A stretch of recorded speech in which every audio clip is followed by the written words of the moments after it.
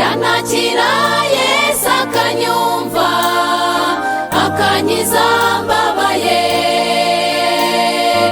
agakiza uyu mutima wanjye imiruho y'isi akambwira ati mwana witinya ninjye wagucunguye kwiheba ufite mbese n'ukwiki yewe mwana w'umuntu yanakira Yesu akanyumva akankiza mbabaye agakiza uyu mutima wanjye imiruho y'isi. Ishimwe cyane bene data, ndabashuje mu izina rya Yesu Kristo umwami wacu, kandi mbasabira ngo mukomeze gukomera muri ibi bihe bikomeye bitoroshye turimo, ibihe bisa n'ibihe by'umwijima, ibihe isi yose idandabirana, abakomeye n'aboroheje babuze uko bagira kandi bakaba bacitse intege, bibaza iby'iki cyorezo cya coronavirus n'ingaruka zacyo. Amahanga menshi ntabwo afite uko abigenza. Intwaro za kirimbuzi barazifite, ibintu byose bikomeye barabifite, ariko habuze mu by'ukuri umuti wabasha gukiza iki cyorezo kandi kimaze gukwirakwira amahanga menshi.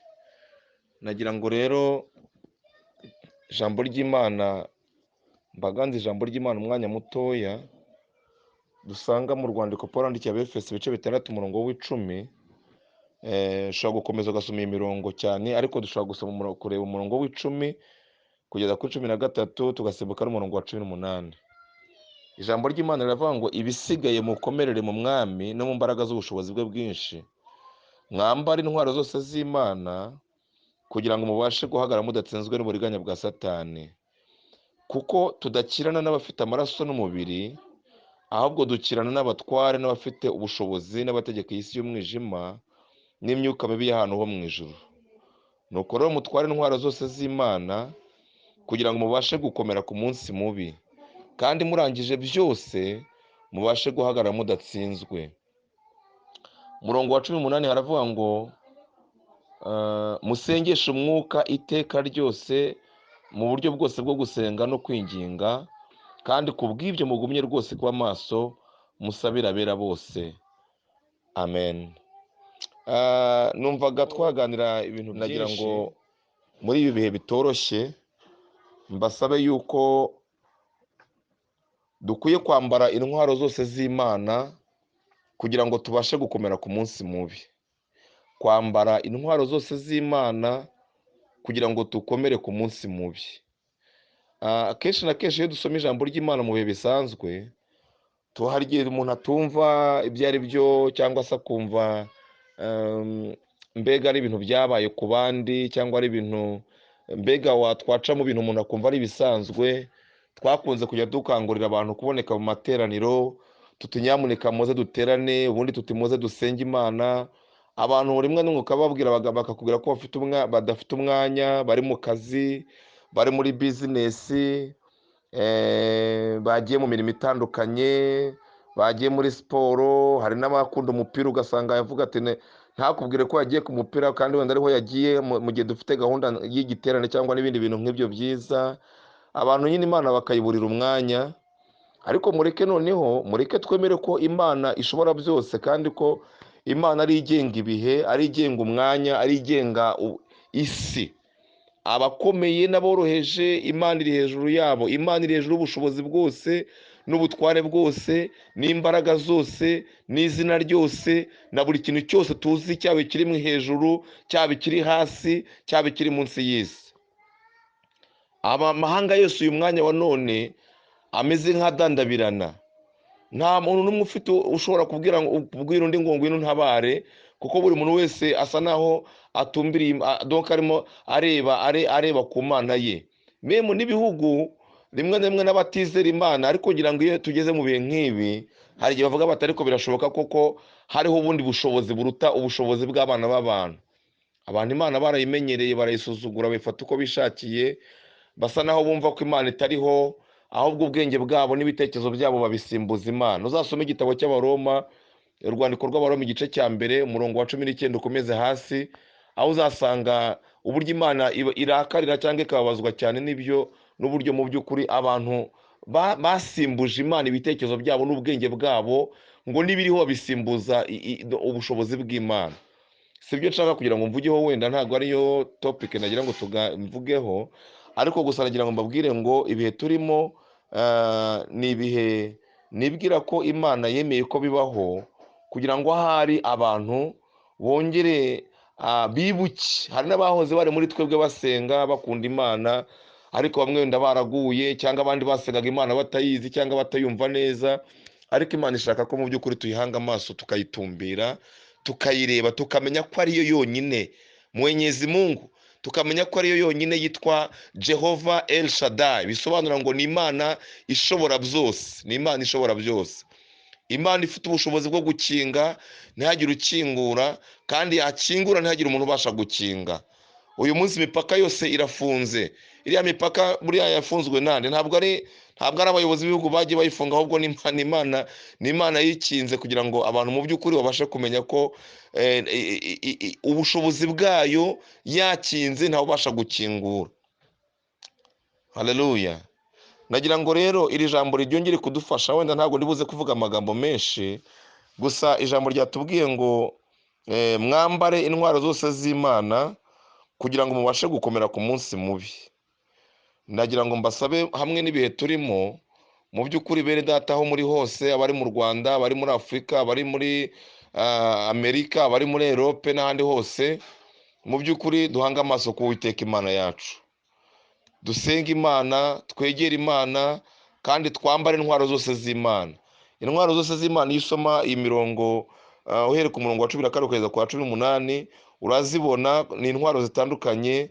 Dukenyere ukuri ni ijambo ry'Imana, twambare gukiranuka nk'icyuma gikingira igituza, ibyo ubuzima turimo ukomeze gukiranuka kandi ntiwirebeho, dukwete inkweto aribwo butumwa bwiza. Hari wenda kugendagenda abantu bajya kuvuga ubutumwa ntabwo byoroshye, ariko uvuga ubutumwa aho waba uri hose, ugerageze kubwira abantu ijambo ry'Imana ribahumuriza, ribakomeza, kandi dukomeze kugira kwizera, ngo dutware kwizera kube nk'ingabo, twambare ingofero ibagakiza.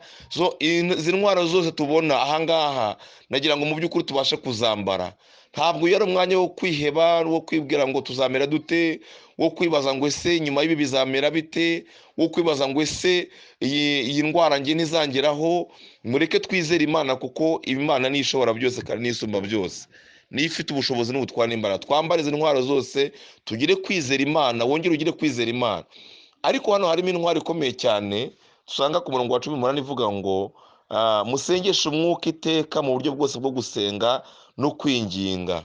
Musengeshe umwuka iteka mu buryo bwose bwo gusenga no kwinginga. Mu by'ukuri Imana ishaka yuko tuyisenga, kandi Yohana 4:24 yaravuga ngo Imana ni umwuka, kandi ishaka yuko abayisenga bayisengera mu mwuka no mu kuri, kuko Imana ishaka yuko bene abo ngabo aribo bayisenga.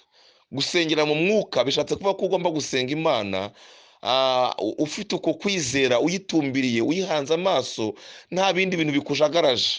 Rimwe na rimwe turi mu buzima busanzwe, hari igihe umuntu ajya gusenga, ubundi ugasanga ahugiye mu ikoranabuhanga, baramuhamagaye, ubundi ugasanga agiye mu bindi bintu gutyo, ugasanga urasenga ariko ibitekerezo byawe n'ubwenge bwawe bitari hamwe. Isengesho usenga mu by'ukuri usa naho utarishyizeho umutima cyane. Ariko ubu Imana ishaka yuko tusengesha umwuka mu buryo bwose bwo gusenga no kwinginga. Dufite umwanya wo gusenga. Ntabwo abantu babasha kujya mu kazi cyangwa mu bindi bintu. Yego hari abakorera mu rugo, bakorera kuri computer, bakoresha internet, ariko nibwira ko wenda atari benshi cyane, cyangwa se atari buri kanya. Imana irashaka yuko uyu mwanya iduhaye tubasha kuwukoresha dusengesha umwuka mu buryo bwose bwo gusenga no kwinginga. Gusengera mu kuri byo murabizi ko ni ugusenga duhagaze mu ijambo ry'Imana. Muri ibi bihe rero nta kindi kintu cyagukomeza uretse gusenga no gusoma ijambo ry'Imana, gusenga no kwiga ijambo ry'Imana, no gutumbira Imana. Hanyuma ibindi bisigaye byose Imana nizigiye iki cyorezo kizarangirira ku isi, n'izi iki cyorezo kizarangira mu mujyi utuyemo, mu gihugu cyawe, niyo ifite ijambo rya nyuma. Turubahiriza inama batugira, abayobozi bacu batugira zo gukaraba intoki no gupfuka umunwa no kwitwararika n'ibyo ugomba gufata byose, ariko ndagira ngo nkubwire ngo Imana yonyine niyo ifite ijambo rya nyuma, kuko ijambo ry'Imana rivuga ngo niyo ikinga ntihagire ukingura, kandi yakingura ntihagire ukinga, niyo ibasha gukiza. Ariko mbibutse ko natwe ubwacu ni ubushobozi Imana yaduhaye ubushobozi bwo gusenga. Gusenga ijambo rye riravuga ngo nindamuka nyinze ijuru imvura ntigwe, cyangwa ninohereza inzige ngo zone igihugu, cyangwa ninteza mugiga mu bantu banjye, maze abantu banjye bitiriwe izina ryanjye n'ibicaye bugufi bagasenga bagahindukira bakareka ingeso zabo mbi, nanjye nzumva ndi mu ijuru mbabarire ibicumuro byabo kandi bakirize igihugu. Ayo magambo tuyasanga mu gitabo cya kabiri cy'Ingoma ibice 7 umurongo wa 13 umurongo wa 14.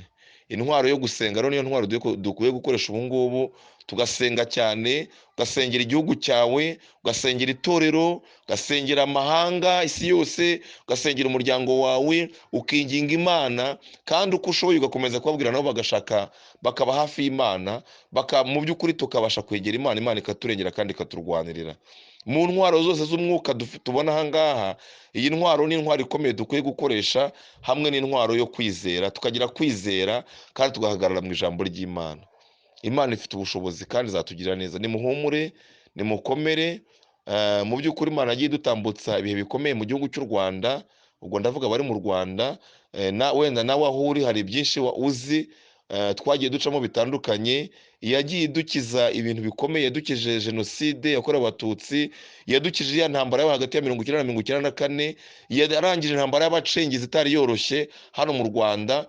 Mu by'ukuri kongera ikagarura igihugu mu buryo kikaba cyari kigeze aho kigeze. Turayizera, niba dusenga Imana, mureke tubanze tumenye ibyo yakoze. Paulo niwe yandikira Abakorinto kabiri igice cya mbere umurongo ngira ngo ni uwa 10, mu nyigisho mperutse gutanga mwarabubonye, harimo ijambo rivuga ngo yaturokoye urupfu rukomeye rutyo, ngo nanone kandi iracyaturokora, ngo kandi twiringira ko izakomeza no kuturokora nanone. Ni ukuvuga ngo Imana iba yaradukijije bya bindi byari bikomeye, ikaturwanirira, ikatugirira neza, ikadukorera ibikomeye, ikadukiza. N'uyu munsi wa none twizere ko ibasha kudukiza ubu ngubu, ikadukiza iyi corona virus iteje isi imidugararo, ariko twiringire ko izanakomeza no kudukiza n'iteka ryose. Gusa ikindi mureke duhanga amaso tumenye ko ibihe tugezemo ari ibihe bya nyuma. Bene data, byajyaga bivugwa muri Bibiliya tukabisoma bikigishwa, abantu bakumva ari ibintu bisanzwe, ariko iyi ntabwo ari imperuka igeze, ahubwo iyi ni intangiriro y'imperuka. Ibi ni ibimenyetso by'ibihe tugezemo. Imana iragira ngo mu by'ukuri tuyihanga amaso. Mu bimenyetso by'imperuka twagiye twabwirwa ko hazaba indwara z'ibyorezo, ibishyitsi, imitingito y'isi, tremblement de terre, ndetse n'ibintu bitandukanye bigenda, intambara n'impuha z'intambara, ibintu byinshi tugenda tubona. Rimwe abantu baravuga ngo niko byahoze, niko bisanzwe, byabayeho kuva na kera kose. Ariko ngira ngo aho isi yabereyeho, sinzi neza yuko hari haboneka icyorezo kimeze nk'iki corona virus. Wenda habonekaga izindi ndwara zikagera zigahera iyo ngiye mu bihugu byo muri Amerika cyangwa mu bihugu by'i Burayi n'ahandi, ariko ubu ngubu iki cyorezo gikuri isi yose mu mwanya muto, kikica imbaga y'abantu benshi ibihumbi n'ibihumbi. Biratwereka yuko mu by'ukuri tugeze mu minsi ya nyuma, kandi ko dukwiye kuba maso, tukabera amaso ubugingo bwacu. Murakoze. Uwiteka nabafashe kandi abarinde, abakomeze mu buntu bwe kandi abahumurize. Mana nziza, turagushimiye mu izina rya Yesu. Komeza iyi mitima yumvise ijambo ryawe, kandi dushoboze gukomeza kuba hafi ya Mwami, tubashe gukomera ku munsi mubi. Reka Mana, ibi bihe turimo abantu be guhangayika no gucika intege no gukuka umutima, ahubwo abantu bamenye ko ari we Mana bagutumbire kandi baguhanga amaso.